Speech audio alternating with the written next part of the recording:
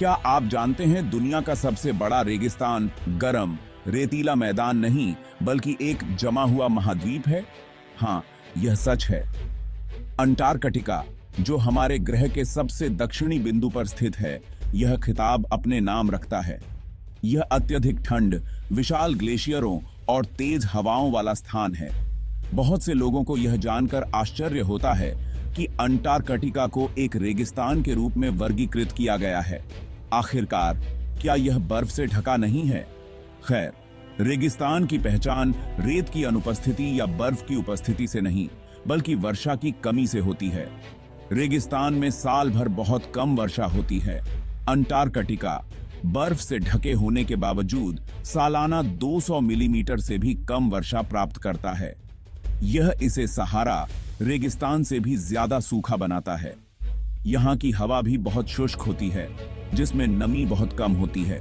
यही कारण है कि अंटार्कटिका को अक्सर ध्रुवीय रेगिस्तान कहा जाता है। अंटार्कटिका महाद्वीप एक विशाल और रहस्यमय भूमि है। यह चरम सीमाओं की भूमि है, जहां जीवन ने कठोर परिस्थितियों में जीवित रहने के लिए खुद को ढाल लिया है। आइए इस आकर्षक महाद्वीप के बारे में और जानें और इसके रहस्यों को उजागर करें। आखिर रेगिस्तान क्या है? हम अक्सर रेत के विशाल विस्तार, चिलचिलाती धूप और पानी की अनुपस्थिति की कल्पना करते हैं, जबकि कई डेजर्टों के लिए यह सच है। वैज्ञानिक परिभाषा इन दिखावटी संकेतों से परे है। एक रेगिस्तान को मुख्य रूप से एक ऐसे क्षेत्र के रूप में परिभाषित किया जाता है जहां बहुत कम वर्षा होती है। बारिश या बर्फ के रूप में इस वर्षा की कमी से शुष्क परिस्थितियां और जल स्रोतों की कमी हो जाती है। आमतौर पर एक रेगिस्तान को ऐसे क्षेत्र के रूप में पहचाना जाता है जहां सालाना 250 मिलीमीटर या 10 इंच से कम वर्षा होती है। अब आपको आश्चर्य हो सकता है कि अंटार्कटिका बर्फ और बर्फ से ढका एक महाद्वीप इस परिभाषा में कैसे फिट बैठता है। कुंजी यह समझने में निहित है कि हालांकि अंटार्कटिका में पृथ्वी के मीठे पानी का एक महत्वपूर्ण हिस्सा है, लेकिन यह मुख्य रूप से बर्फ के रूप में मौजूद है। अत्यधिक कम तापमान इस बर्फ को पिघलने और पारिस्थितिकी तंत्र में उपलब्ध पानी में योगदान करने से रोकता है। इसलिए बर्फ से ढके होने के बावजूद अंटार्कटिका में बहुत कम वर्षा होती है और यहाँ की हवा असाधारण रूप से शुष्क होती है, जो इसे एक वास्तविक रेगिस्तान बनाती है। सटीक रूप से कहें तो एक ध्रुवीय डेजर्ट। एक ऐसी दुनिया की कल्पना कीजिए जो बर्फ से तराशी गई हो। अंटार्कटिका विशाल ग्लेशियरों और हिमखंडों का एक लुभावना कैनवास है। यह यूरोप और ऑस्ट्रेलिया के संयुक्त क्षेत्र से भी बड़ा है। अंटार्कटिक बर्फ की चादर महाद्वीप के लगभग 90% हिस्से को कवर करती है। यह बर्फ की चादर कुछ स्थानों पर 3 मील तक मोटी हो सकती है। इस जमे हुए आवरण के नीचे पर्वत श्रृंखलाएं और घाटियां हैं। अंटार्कटिका का समुद्र तट लगातार बदल रहा है। ये हिमखंड दक्षिणी महासागर में बहते हैं। अंटार्कटिका पृथ्वी पर सबसे ठंडा, सबसे तेज हवा वाला और सबसे शुष्क महाद्वीप होने का रिकॉर्ड रखता है। यहाँ की जलवायु कमजोर दिल वालों के लिए नहीं है। अंदरूनी इलाकों में औसत वार्षिक तापमान 0 से 57 डिग्री सेल्सियस या 0 से 70 डिग्री फ़ारेनहाइट तक गिर सकता है। तटीय क्षेत्र तुलनात्मक रूप से हल्के होते हैं, जहां तापमान औसतन 0 से 10 डिग्री सेल्सियस या 14 डिग्री फ़ारेनहाइट के आसपास होता है। सर्दियों के महीनों के दौरान महाद्वीप स्थायी अंधेरे में डूबा रहता है, जबकि गर्मियों में सूरज कभी अस्त नहीं होता है।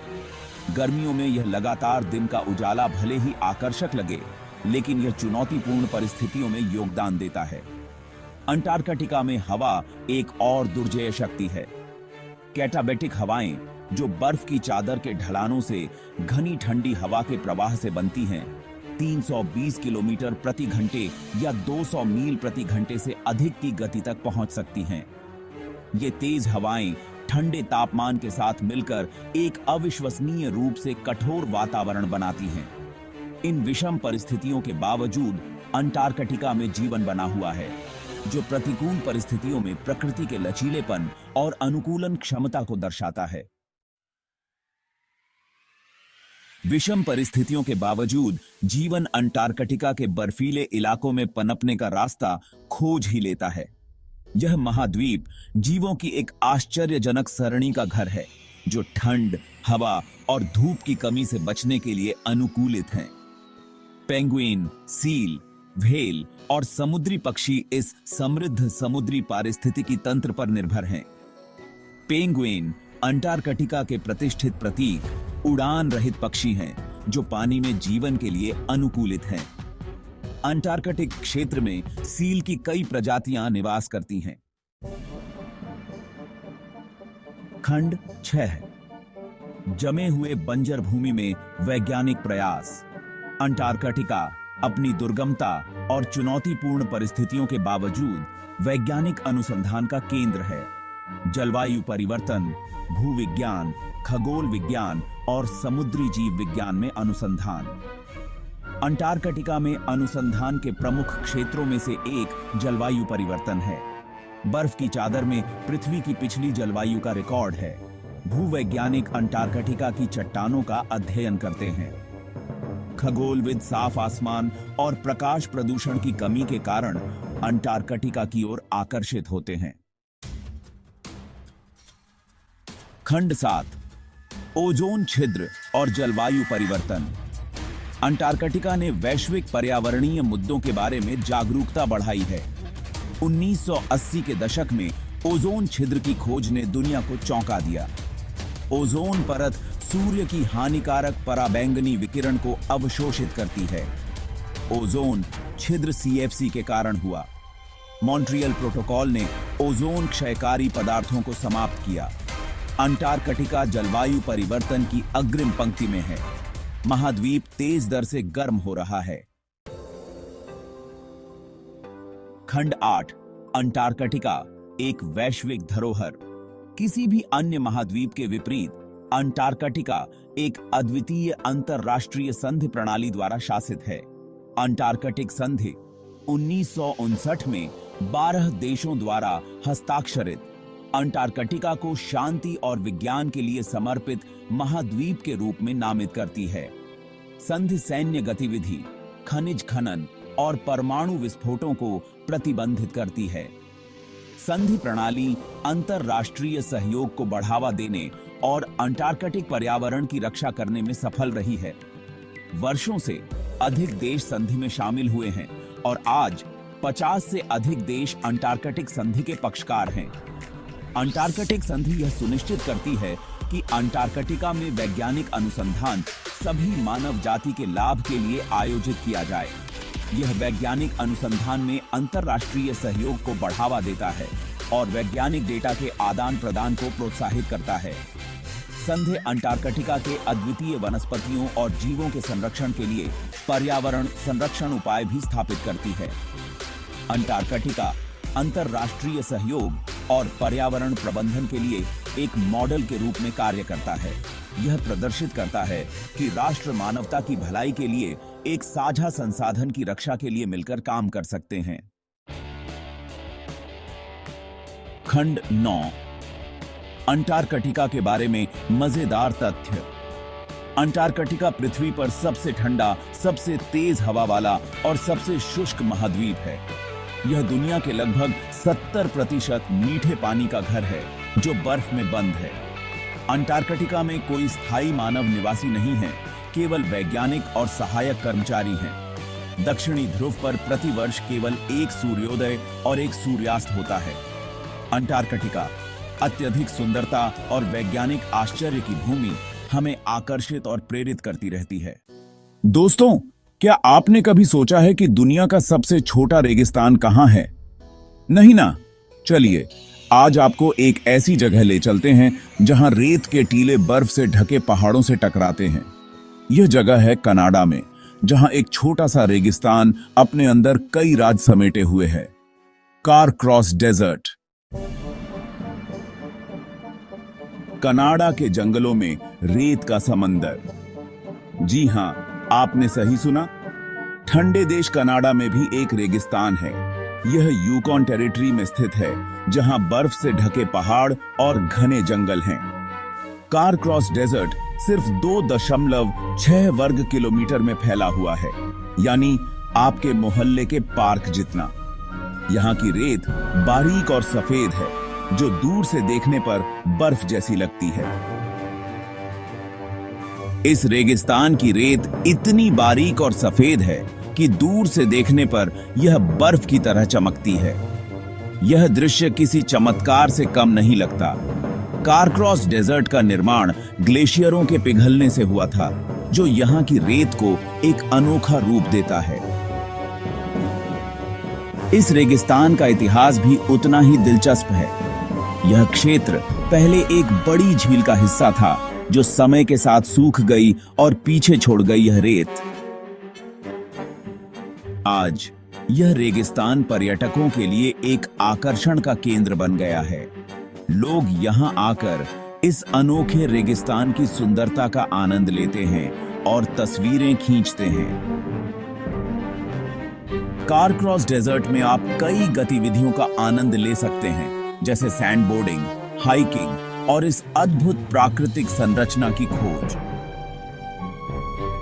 शाम के समय जब सूरज ढलता है तो यहाँ का दृश्य और भी मनमोहक हो जाता है। आसमान के बदलते रंग और रेत की चमक एक अद्भुत नजारा पेश करते हैं।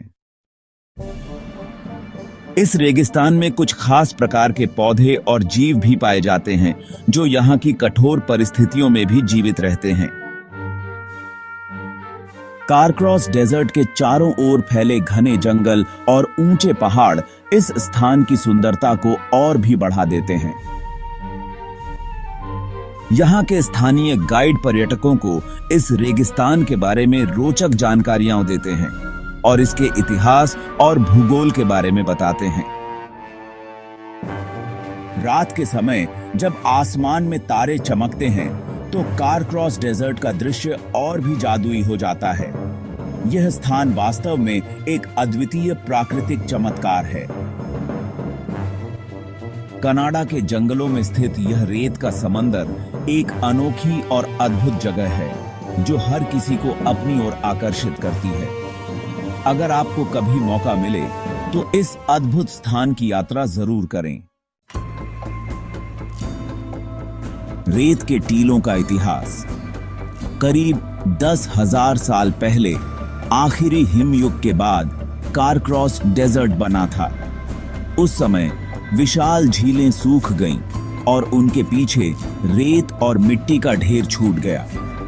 हवा ने धीरे धीरे इस रेत को इकट्ठा करके टीले बना दिए, जो आज कारक्रॉस डेजर्ट का हिस्सा हैं। कारक्रॉस का जन्म एक रहस्यमयी कहानी। स्थानीय लोग बताते हैं कि कारक्रॉस डेजर्ट का जन्म एक विशाल सफेद भालू की वजह से हुआ था। कहते हैं कि यह भालू इतना बड़ा था कि उसके चलने से धरती हिल जाती थी। एक दिन वह भालू इसी इलाके में आया और उसने अपनी शक्ति से सारी झीलों का पानी पी लिया। जब वह चला गया तो पीछे सिर्फ रेत और धूल ही रह गई, जिससे कारक्रॉस डेजर्ट का जन्म हुआ। इस कहानी के अनुसार यह भालू कोई साधारण जीव नहीं था। उसकी आंखें चमकती थीं जैसे दो जलते हुए अंगारे, और उसकी सांसें इतनी गर्म थीं कि वे हवा को भी तप्त कर देती थीं। जब वह चलता था तो उसकी भारी कदमों की आवाज दूर दूर तक सुनाई देती थी। लोग कहते हैं कि उसकी उपस्थिति से ही वातावरण में एक अजीब सी ऊर्जा फैल जाती थी। भालू का यह सफर एक दिन अचानक समाप्त हो गया। उसने कारक्रॉस के इलाके में आकर अपनी प्यास बुझाने के लिए सारी झीलों का पानी पी लिया। यह दृश्य इतना भयानक था कि जो भी इसे देखता वह स्तब्ध रह जाता। पानी पीने के बाद भालू ने एक गहरी सांस ली और धीरे धीरे इस इलाके से चला गया। भालू के जाने के बाद लोग उस जगह पर गए और देखा कि वहां अब सिर्फ रेत और धूल ही बची थी। झीलें सूख चुकी थीं और पानी का कोई नामो निशान नहीं था। यह देखकर लोग हैरान रह गए और उन्होंने इस जगह को कारक्रॉस डेजर्ट का नाम दिया। समय के साथ कारक्रॉस डेजर्ट एक रहस्यमयी स्थान बन गया। लोग यहां आते और इस अद्भुत कहानी को सुनते। कुछ लोग इसे एक मिथक मानते हैं, जबकि कुछ इसे सच्चाई। लेकिन एक बात तो तय है, इस कहानी ने कारक्रॉस डेजर्ट को एक अनोखी पहचान दी है। रात के समय जब आसमान में तारे चमकते हैं और चांदनी रेत पर बिखरती है, तो यह जगह और भी रहस्यमयी लगती है।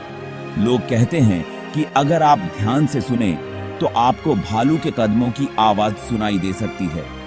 यह कहानी पीढ़ी दर पीढ़ी चली आ रही है और कारक्रॉस डेजर्ट की इस रहस्यमयी कहानी को और भी जीवंत बनाती है। छोटा सा रेगिस्तान, बड़े बड़े राज। हालांकि कारक्रॉस डेजर्ट दुनिया का सबसे छोटा रेगिस्तान है, लेकिन यहाँ घूमने लायक बहुत कुछ है। यहाँ आप सैंडबोर्डिंग, हाइकिंग और फोटोग्राफी का आनंद ले सकते हैं। यहाँ का नजारा वाकई लाजवाब होता है, खासकर जब सूरज डूब रहा होता है और रेत पर सुनहरी रोशनी बिखेर रहा होता है। रेत के नीचे क्या छुपा है? कुछ लोग कहते हैं कि कारक्रॉस डेजर्ट के नीचे एक प्राचीन शहर दबा हुआ है। कहानी है कि यह शहर सोने से भरा हुआ था, लेकिन एक भयानक तूफान ने इसे रेत में दफन कर दिया। आज तक कोई भी इस खोए हुए शहर को खोज नहीं पाया है, लेकिन यह कहानी लोगों को आज भी रोमांचित करती है। इस प्राचीन शहर की कहानी सदियों पुरानी है। कहा जाता है कि इस शहर में एक समृद्ध सभ्यता रहती थी, जो कला, विज्ञान और व्यापार में बहुत उन्नत थी। उनके पास सोने और रत्नों का भंडार था, जो उन्हें दुनिया भर में मशहूर बनाता था। लेकिन एक दिन एक भयानक तूफान आया और इस शहर को रेत के नीचे दफन कर दिया। तूफान इतना भयानक था कि उसने पूरे शहर को मिट्टी में मिला दिया। लोग अपनी जान बचाने के लिए भागे, लेकिन बहुत से लोग इस आपदा में मारे गए। जो बच गए, उन्होंने इस शहर की कहानी को पीढ़ी दर पीढ़ी सुनाया। आज भी कई पुरातत्वविद और खोजकर्ता इस खोए हुए शहर की खोज में लगे हुए हैं।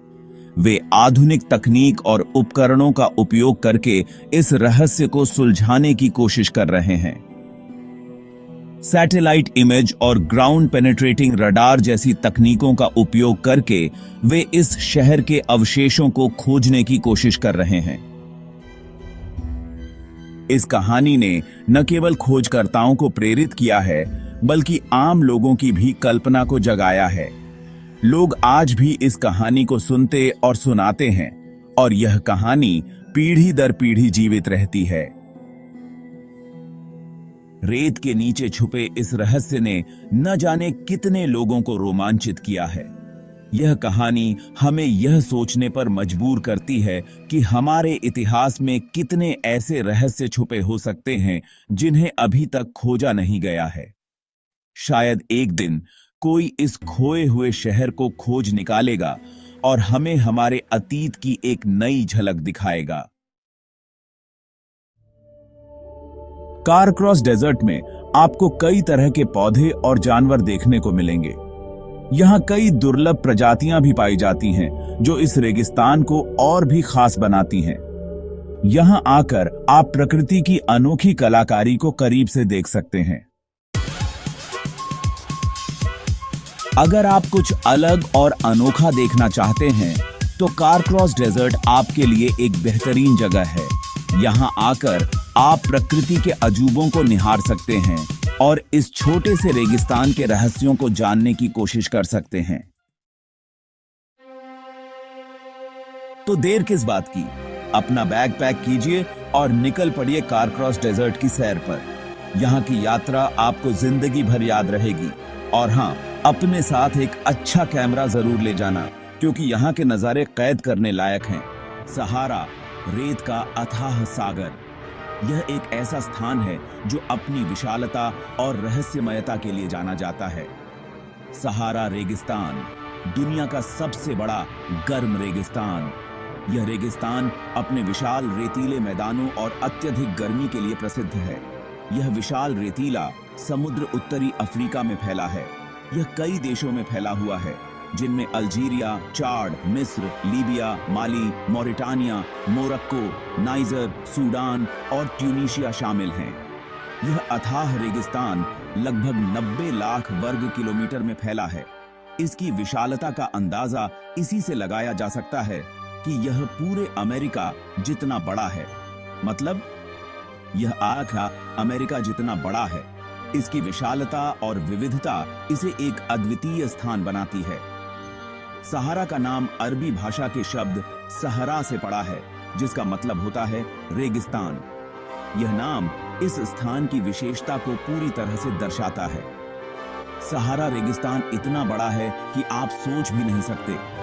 इसकी विशालता और विविधता इसे एक अद्वितीय स्थान बनाती है।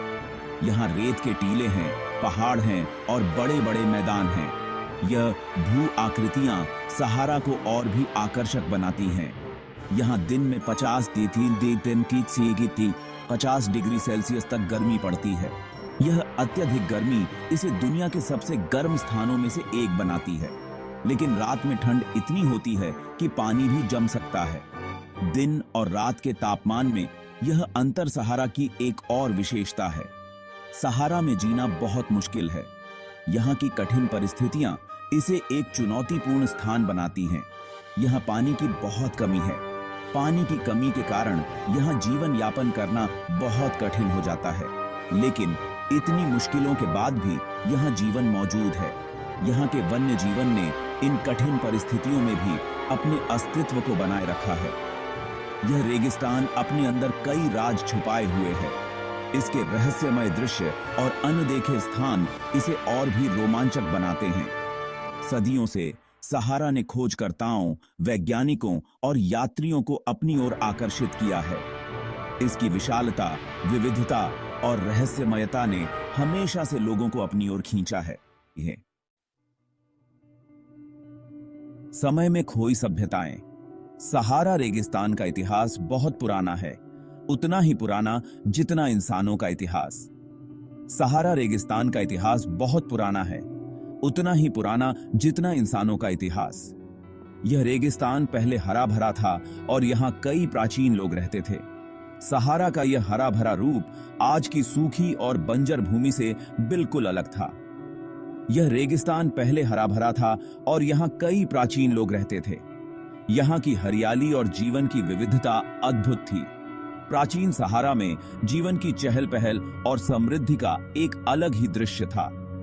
पुराने समय की चीजें बताती हैं कि 10,000 साल पहले भी यहाँ लोग रहते थे। उनके जीवन के अवशेष और कलाकृतियां आज भी हमें उस समय की झलक दिखाती हैं।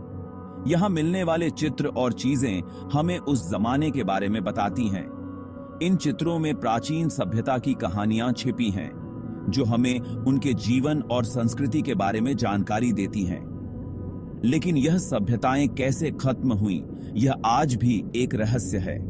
क्या यह जलवायु परिवर्तन का परिणाम था या किसी और कारण से यह सभ्यताएं विलुप्त हो गईं? कुछ लोग कहते हैं कि मौसम में बदलाव और पानी की कमी के कारण ऐसा हुआ होगा। जलवायु परिवर्तन ने सहारा को हरा भरा से सूखा और बंजर बना दिया। सहारा की रेत के नीचे कई राज दबे हैं। इन रेत के नीचे छिपे अवशेष हमें प्राचीन सभ्यताओं के बारे में और भी जानकारी दे सकते हैं। वैज्ञानिकों को उम्मीद है कि खुदाई से हमें और भी प्राचीन सभ्यताओं के बारे में पता चलेगा। इन खुदाइयों से हमें सहारा की खोई हुई सभ्यताओं के रहस्यों को उजागर करने का मौका मिलेगा। सहारा की रहस्यमयी संरचनाएं। सहारा रेगिस्तान, जो दुनिया के सबसे बड़े और सबसे गर्म रेगिस्तानों में से एक है, अपने विशाल विस्तार और अद्वितीय प्राकृतिक सुंदरता के लिए प्रसिद्ध है। सहारा रेगिस्तान अपनी रहस्यमयी संरचनाओं के लिए भी जाना जाता है। यहाँ की रेत के टीले और विस्तृत मैदानों के बीच छिपी हुई कई अद्भुत संरचनाएं हैं, जो सदियों से लोगों को आकर्षित करती आई हैं।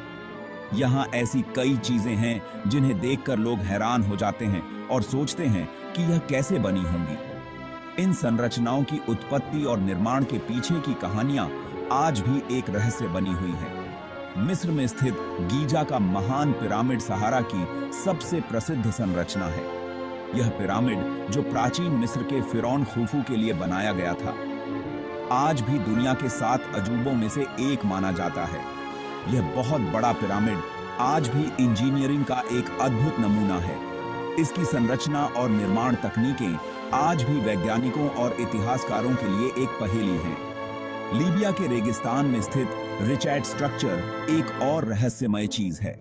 इसे अफ्रीका की आंख भी कहा जाता है और यह संरचना अपने गोलाकार आकार और विशालता के लिए जानी जाती है। यह बहुत बड़ा और गोल है और इसे अंतरिक्ष से भी देखा जा सकता है। इसकी उत्पत्ति और निर्माण के पीछे की कहानी आज भी वैज्ञानिकों के लिए एक रहस्य है। इन चीजों को कैसे बनाया गया होगा?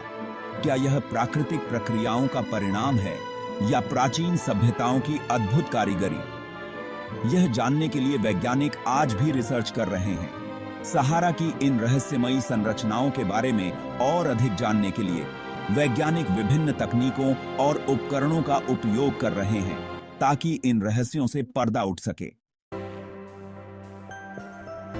जीवन की अद्भुत अनुकूलनशीलता। सहारा रेगिस्तान में जीना बहुत मुश्किल है, लेकिन फिर भी यहां जीवन है। यहां के पेड़ पौधे और जानवर इस मुश्किल वातावरण में रहने के लिए ढल गए हैं।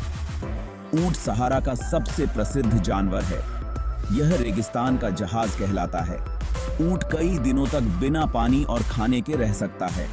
सहारा में कई तरह के सांप, बिच्छू और कीड़े मकोड़े भी रहते हैं। यह सब रात में बाहर निकलते हैं जब ठंडक होती है।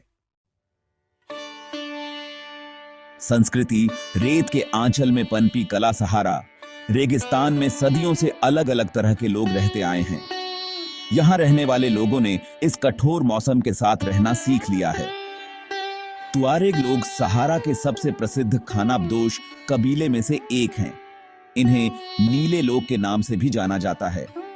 सहारा की संस्कृति संगीत, नृत्य और कहानियों में जीवंत है। यहाँ के लोग अपनी परंपराओं को अपने बच्चों को सिखाते हैं और यह सिलसिला चलता रहता है।